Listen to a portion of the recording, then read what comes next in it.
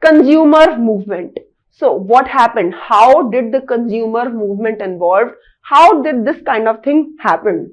So due to the indulgence of sellers in unfair practices that we just discussed, like adulterated food, expired food, non-satisfactory after-sale services, charging more than MRP or XYZ things, consumers were dissatisfied and disappointed, and this gave rise to consumer movement. So the exploitation of consumers ultimately led to consumer movement. Initially, consumers rely on personal measures such as avoiding certain brands or shop. So initially consumers were not aware that what is to be done. So what they were doing is they were basically dependent on themselves. So instead of taking any step, they used to avoid taking product from such brand or such shop where they used to feel be deceived from.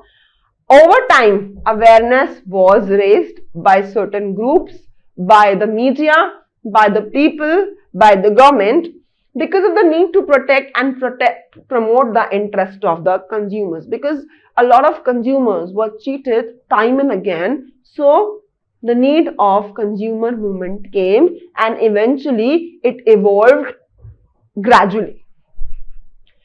In 1960s, rampant food shortages, hoarding, black marketing, adulteration of food, edible oil gave birth to consumer movement in an organized form. We have seen many movies like Mr. India, if you remember.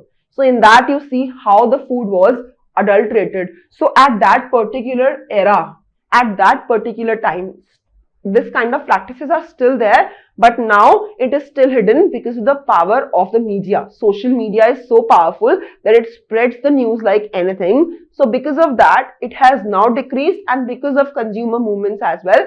But during 1960s, such practices were very popular. You know, shopkeepers used to hoard the material to create artificial lack of supply in the market, because of which the demand used to rise, and because of the rise in demand, the prices used to rise. So to sell their products at more prices, black marketing was done, hoarding was done.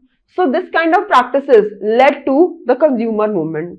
During the 1970s, consumer organizations primarily focused on writing articles, organizing exhibitions, forming consumer groups. So in 1970s, what was happening?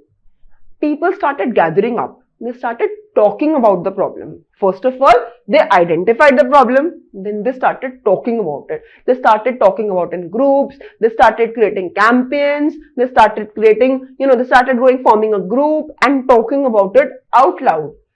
More recently, now if you talk about now, India has witnessed a significant increase in the number of consumer groups, and in 1986, finally, the government has to pass COPRA, which was Consumer Protection Act.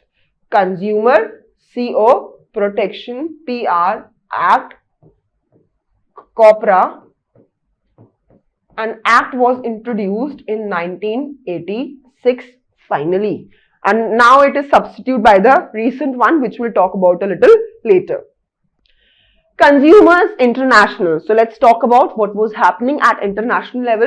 In 1985, the United Nations created guidelines to help the countries protect the consumers, and these guidelines finally became the foundation for the consumers movement at a global level.